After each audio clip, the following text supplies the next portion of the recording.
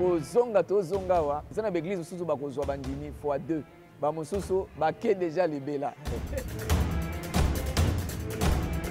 mission tozanango zaka mission Yesu Masiya pesa biso za mission ko gagner ba âme former titres de la Yesu Masiya bozo.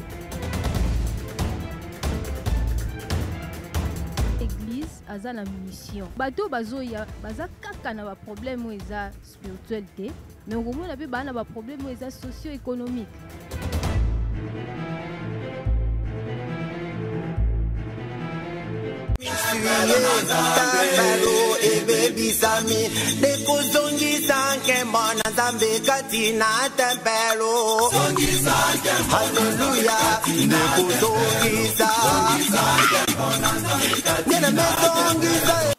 Boye imayamu na nouveau numéro ya émission Écho des Églises. Écho des Églises oyo ezali espace ya promotion ya ba activité ya église. To zongi lisusu lelo et pa wapi to koyeba koyamba pasteur Bena Daniel oyazali mokambi ya église d'Alliance Croix Triomphante oyo ezali na Binza Delvaux. Na émission eleki to lobelaki oyo ezalaki vision ezali année du réveil. Kasi lelo pasteur akoyebisa biso to kolobela nini. To pesi merci na kolo pesi biso occasion de kokota na ba salon na bino na ba bureau pe bazolanda biso na étranger lelo toye par rapport na suite logique ya succession ba message kolo azopesa biso kolobete 2021 ezali année de coq. Pasteur oyebi koza na makambo année de réveil, année de coq. Coq ya soso année ya ndeke. Pourquoi pas aigle, pourquoi pas lion, pourquoi pas libata, mais année de coq. Boyebete Bible ezali livre pe ba image. Soki na cet testament musakoli tanga zotelema loba des fois abane ko sala ba image pour na ko faire passer message na. To exemple ya prophète Ézéchiel, il arrivait des fois nzamba ebise lelo otambula bulumbu. Ça peut paraître scandaleux na époque na biso. To mwasi akufi abi kolela te okusala matanga te tant mwasi na kokufa et ko interpeller ancien ya Israël ba otuna mais comment yo kufeli bien aimé na yo et puis ozolela te oza normal comme ça yebi likambo na époque na biso ba oloba yenda sacrifier mwasi pour ministère et mata bandimba comme ebele. C'est une image, un langage vous allez purement prophétique. Nzambe asaleli pona koyeba ko réveiller mokil mobimba ba sentinelle de l'église ba autorité bazokamba mboka pourquoi pas ba parents pe na famille. Pasteur mais na kati ya Bible pe to mona ki tango nzamba keli ba nyama bibwele bandeke ezalaki ebele. Maintenant année de coq elingi pe akolakisa nini? Ça signifie quoi au juste? Boyebete Yesu Kristo yambo akende kobaka mana ekulusu aïba ko sala pe image à coq. Aïbsi Simon Pierre yambo soso alla 3 fois okoyeba ko wanga na ngai. Et c'était significatif. Les choses se sont déroulées ndenge Yesu aïba ko loba. Tant tout ba coq ezali une image ya un agent de réveil. Moto azu mandat ya okende kolamusa église, kolamusa nation, kolamusa une entreprise, kolamusa bateau en général. Donc ndenge soso ala musaka biso tant to la rapongi ndenge agent ya réveil pe azali comparable na coq. Kolo asali image ya coq pote soso soki aleli il annonce un message. Et un agent de réveil azali moto azali porteur de message nzamba pe si adressé na église corps de Christ pe na ba nation pourquoi pas mokil mobimba. Et nous sommes là pour par rapport à réaliser cette vision là. Un pasteur, un agent du réveil topé un coq. Ba sini ni nekolakisake oyo azali coq. Soso to coq comparativement na éléphant et bien éléphant est énorme. Éléphant kota la na zamba so que mon toit là qui a continué à olala. Mais soso za muke Sur dit Koko, même les rois dans sa maison, ils disent non, héros, tu commis 3 heures, non, tu commis 5 heures, tu commis héros. Soso, tu vas bengi kok. Si na liboso, azaka na révélation à temps. Soso le bar n'importe quand, aloba pe n'importe comment. Ceux qui soso a telemi aloba, koko dioko, ils ont pour annoncer le temps. Boutou et Sili, tongu etani. Batunyo sebo lamuka, era musala ibandi. Les coqs parlent pour annoncer le temps. Les coqs parlent pour annoncer qu'il est temps d'aller travailler. Coq, ce qu'a telemi, ils ont pour annoncer la fin d'un temps, le début d'un autre temps. Na ko rafraîchir mémoire en abisso par ces raisonnements en rapport avec la révélation des temps. Dans 1 Chronique chapitre 12 verset 32, dans Arma David, il y avait une unité lelo.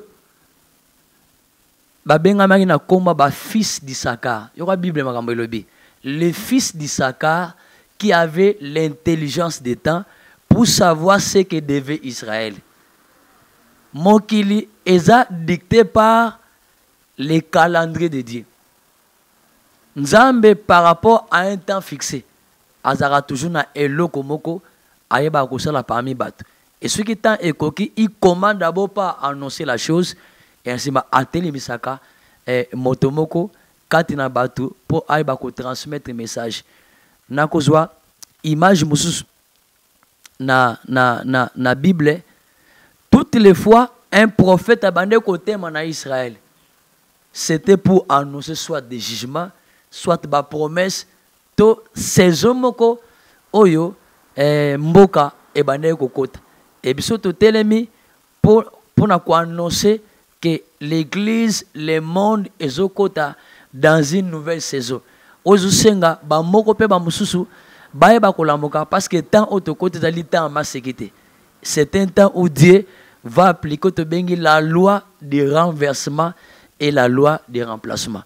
Et ça temps ba mise en place na sacerdoce, temps mise en place na ba nation, parce qu'il y a des nations qui vont tomber, il y a d'autres nations qui vont se relever. Les coqs annoncent le temps, batambola en révélation à temps.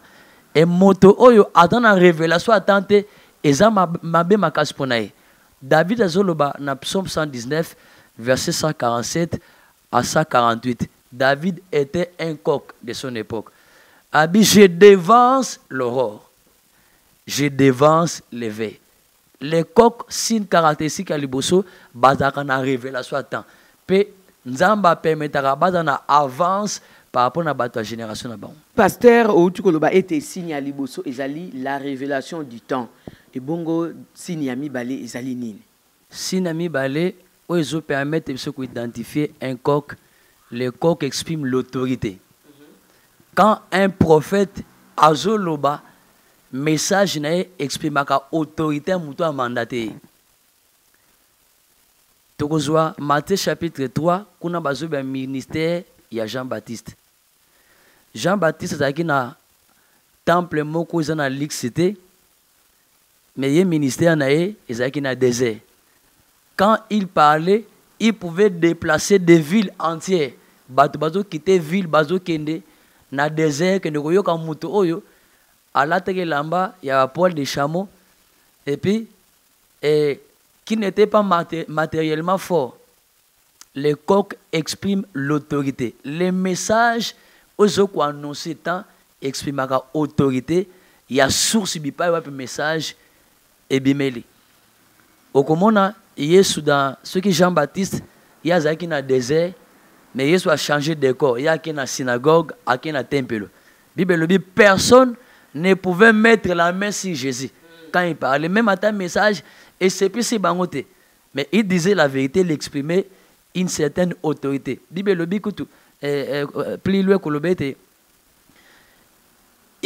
ne parlait pas comme des pharisiens, mais il parlait comme ayant autorité. Et ce qui faisait la différence.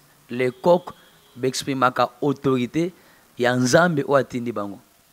Et ce qui nous a fait mission, il va lui conférer l'autorité nécessaire pour être écouté et être entendu. Tant soso alelaka, ozala président, ozala roi, ozala pasteur, motonio so ayo ake soso, soso azoloba. Et natongo mutu moko ta otuna yo lelaki mingi pona, yo lobaki mingi pona nini. Nayebi mokolo moko na mboka moko batu bake na tribunal bake funda soso. Ono soso ko déranger notre batu ba ko lalate. Et ba juge ba yo ki makamba zolo ba tout ça, okomo déranger ba tout ça. Soso bi bon, OK, lelo na olobate.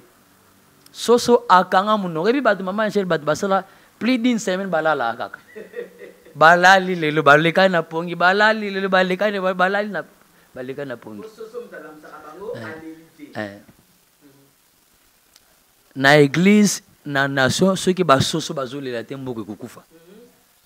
Mboka ekopanzana ekokota na dérive parce que ba soso to otobengi ba kok les agents de réveil baza ba participant na conseil céleste. Bango ba transmettra sur la terre makambo nzamba zo décider na trône na ye. Ba captera ba message et il les transmettent. Et les messages ya ba kok ils ont la coloration, ils ont la nature ya oyo alobiango nzambe moko zali la vraie source. Pasteur na kozonga penza ko niata c'était na deuxième signe o lobi ya autorité. To monite que na cadre na biso ya église ba pasteur oyo bazali na bango ba kok mais autorité et comment osala yango abusivement il vient il s'impose na bana na nzambe oyo ya lobi yango basali basala attaque et longo banité na nzela pour na bien ya ba créer ba fidèle. Merci pour la question. Autorité au toujours le bela awa. Il y a ce qu'on appelle l'autorité et l'habit de l'autorité. Autorité toujours le ba awa ezali pousser na ba motivation égoïste na ba motivation charnelle ya mutu azolo bate.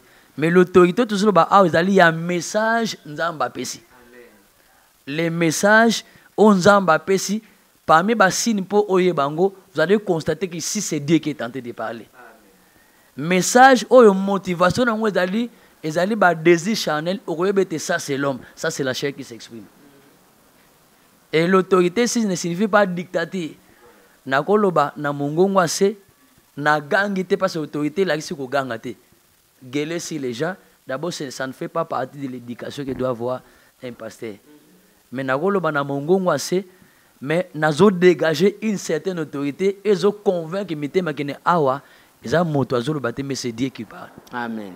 Et merci beaucoup pasteur pour na yanona na mutuna et troisième signe tozali ko kobaka na ba signe ya coq, ya agent, ya réveil, troisième signe ezali nini. Quand un agent de réveil azoloba, il dégage un climat de conviction du péché. Tokena Actes des Apôtres chapitre 2 versets 37 à 38. Après avoir entendu ces discours, ils eurent le cœur vivement touché. Ce qu'on a dit, parcours, il y a Pierre, il faisait partie de la catégorie peuple les gens sans instruction. Mais Mokolo a tellement le jour de la Pentecôte. Abandi Koloba, Binoba Yuda, c'est vous qui avez livré Jésus entre les mains des païens. En quelque sorte, vous êtes les responsables et maître. Nzokandaza muto nzamba tinda ke dans médiateur entre ye nabat. Mais vous l'avez tué, vous l'avez livré entre les mains des païens, ba crucifié, vous êtes les responsables. Bi nasima yakoyo kase discours, ils avaient le cœur vivement touché. Nakozwa koko ya mibale na Bible ezali Jean-Baptiste. Prédication ba déclaration il y a Jean-Baptiste. Et bandé ko imposé na bato bandé ko yokaye ba insomnie. Ceux qui alobi ba soda ba roya na soka batuni bongo biso ba soda to salani. Boti ka ko boto la ba téléphone, boti ko kanga bato manini bo kanga ba na ba cachinete. Mais contentez-vous de votre solde. Ba musupe ba roya bongo biso soko to salani. Botika ba journaliste faut boza la baja ya réconciliation. Bolongwa nino songi botika ko pelisa moto. Au contraire, bo partager vrai message, bo transmettre message parler avec objectivité. Et au comment était avec le temps, bat bande koya, bazoya. Un agent de réveil parce qu'azali moto azo prendre part na conseil céleste. Aza moto azo subir influence à divinité.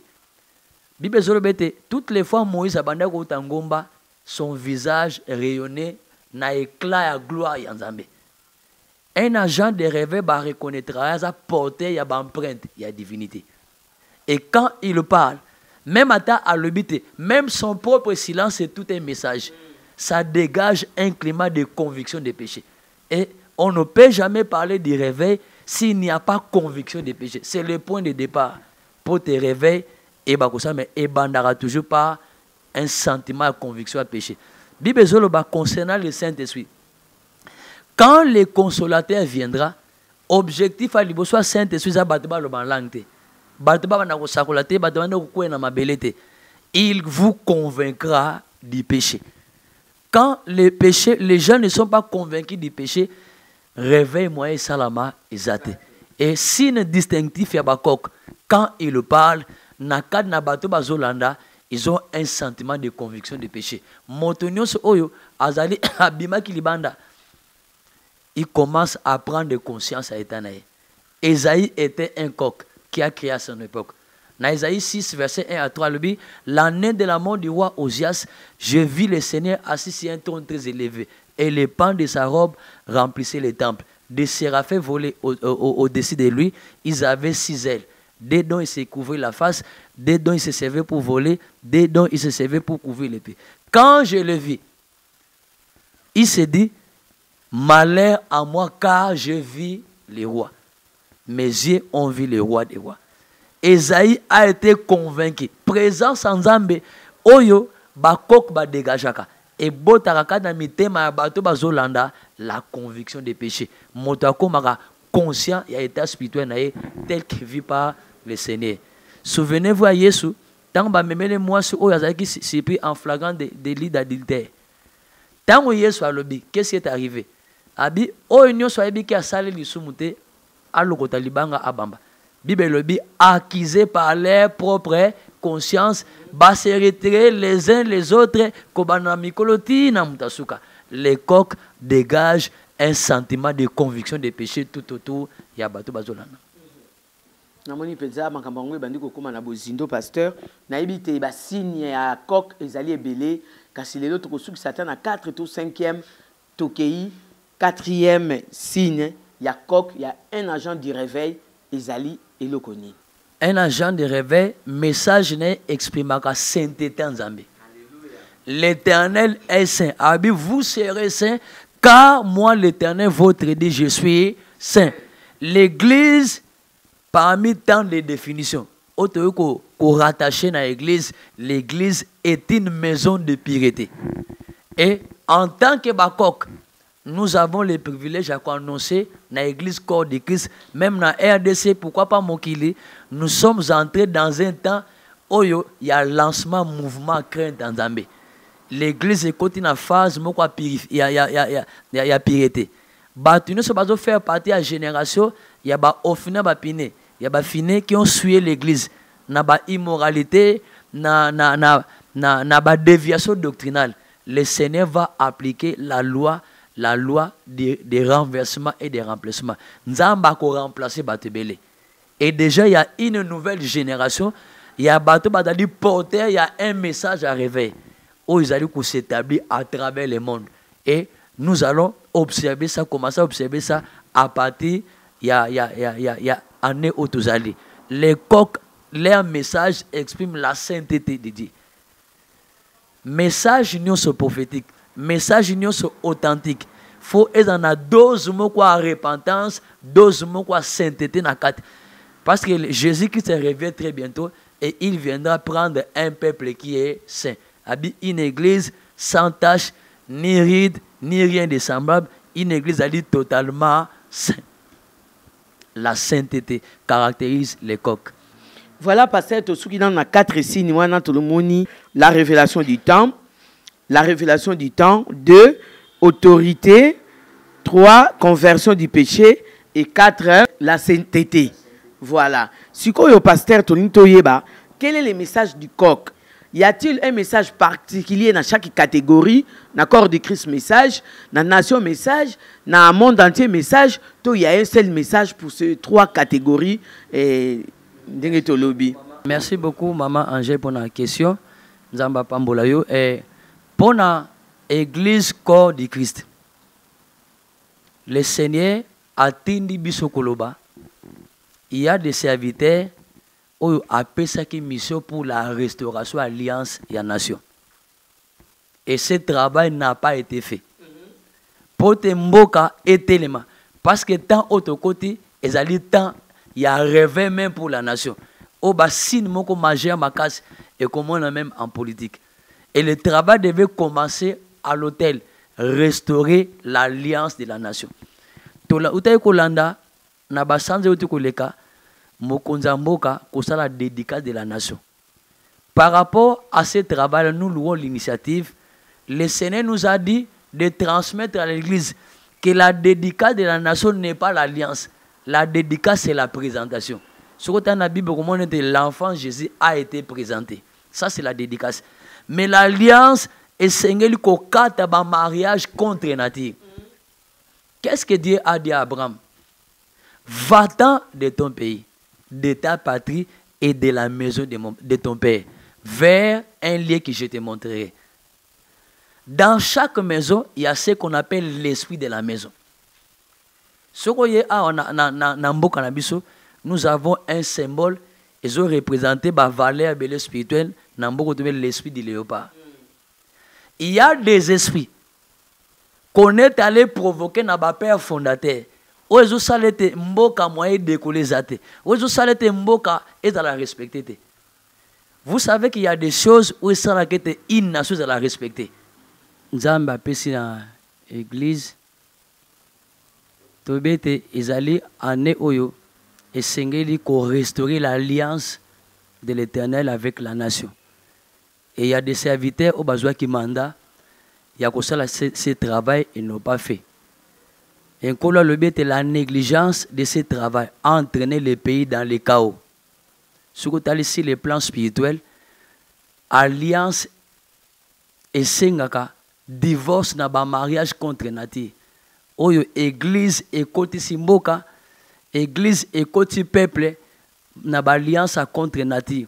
Nzambe azosenga ete ce mariage et bako katana pour que les jugements ne tombent pas sur la nation. Et yami balé, les pasteurs ont la responsabilité. Il y a la vérité auprès des autorités. Jésus était dans les synagogues, dans les temples, il y a ça qui serment la vérité, il disait la vérité. Et Nzambe, Nathan autre côté, azoté les missa, Jean-Baptiste, au bas côté avec un message, Allah dans le sens, il y a repentance, Allah dans le sens, il y a invité Batou dans la sainteté. Parce que le Seigneur Jésus revient très bientôt, il viendra prendre son église. Une église sanctifiée, sans tache, ni ride, ni rien de semblable. Donc cette saison, autre côté, ils ont réclamé Moko na Moko à revoir prêtrise. Parce que le jugement est à la porte. Et beaucoup de pasteurs seront renvoyés du sacerdoce. La deuxième chose, na Ouetali nation, le Seigneur a annoncé dans les jours qui arrivent, il y aura des agitations dans le niveau de la nation. Pourquoi? Parce que un royaume est allé divisé et qu'il jamais subsister. Et pour te unité et bakozala, il faut qu'il y ait de l'amour. Or, là où il n'y a pas l'amour, il n'y a pas la communion. Si tu remarques que banda mboke soit indépendance, ti natan oytozali, le pays a traversé de crise en crise. Nzoka mboka batongaka yango jamais na ba conflit. On ne peut pas bâtir la nation avec des conflits. Et Nzambe a dit qu'on interpeller les autorités qui ont intérêt, il y a quoi travailler dans le sens à kimia. Ceux qui kimia ezali na mboka, boyoka ni ezali na mboka, et mboka eko marché malamu, et le Seigneur va accompagner le développement au bisoni ozali kozela. C'est un travail qui demande à ce que les uns et les autres sacrifient leurs intérêts pour tout l'intérêt à peuple. Pour te RDC et la Côte d'Ivoire, RDC et Congo Brazzaville, RDC na particularité nango. Zali terme zali prophétique, za terme dans la mission, un agent missionnaire yanzambe, ils ont un mandat moko ya koyeba ko kokisa de la part du Seigneur. Nzamba zali ko mettre en garde batu nyonso bazali ko sa les sourds d'oreille par rapport à un message, il y a repentance ou azali ko adresser na église na batu nyonso azali na passer la pouvoir. D'ailleurs na ba sanze zali ko ya déjà mars autre côté autre kota mois de mai le Seigneur va exercer de très sérieux jugements na batu nyonso oyo bazo travail dans le sens ya ko bloquer tout tourne akara sur place et ça ne réjouit pas le cœur du Seigneur. Na wetali monde. On commence par les pays voisins. Il y a des foyers de tension écoutez dans les jours à venir. Na Centrafrique, na Burundi, na Ouganda.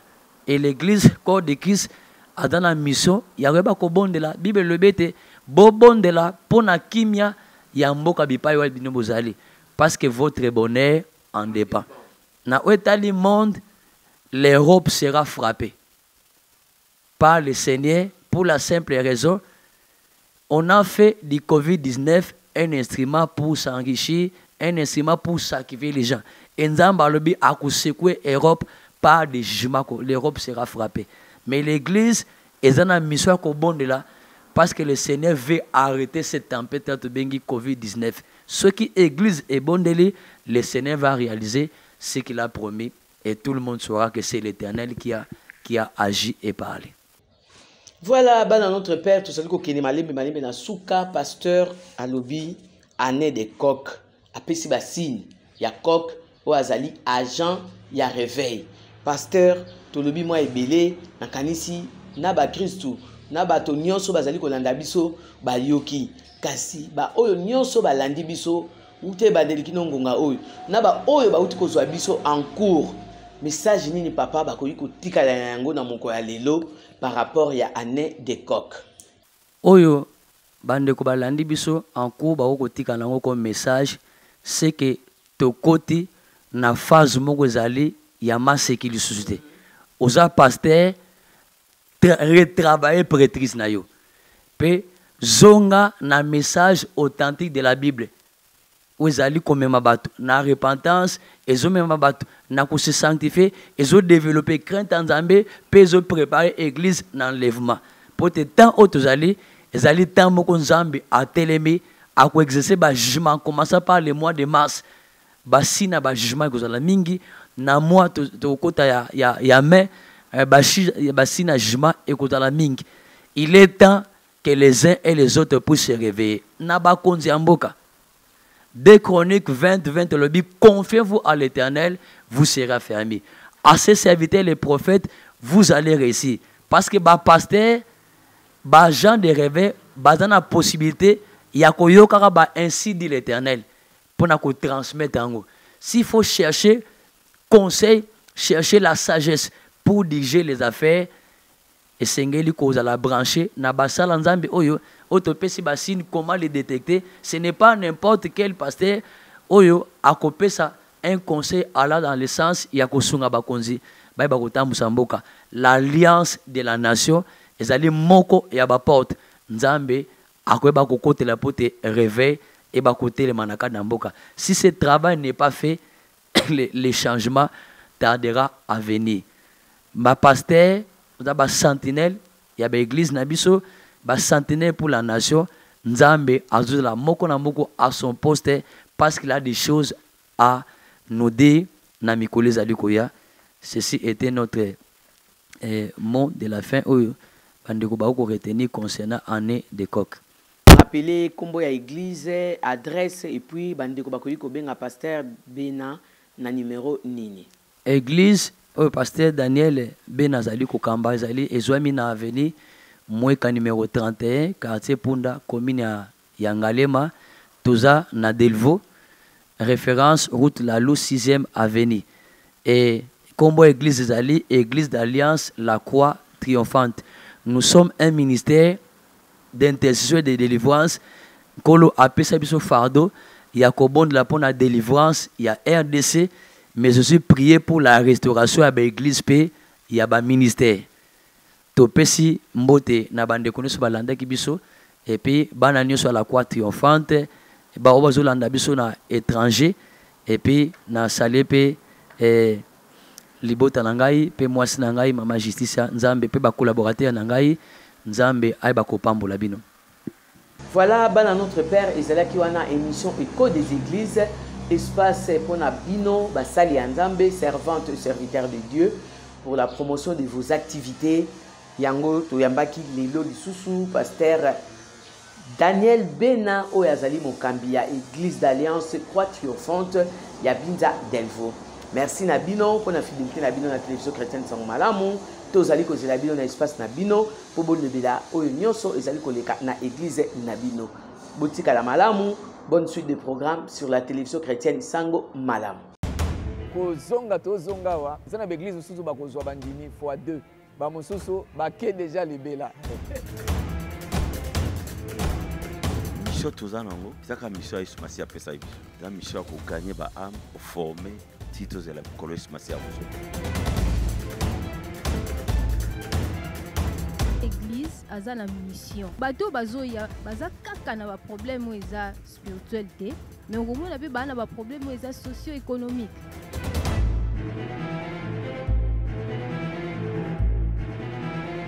Jésus-Christ par les médias, c'est notre métier. Hallelujah.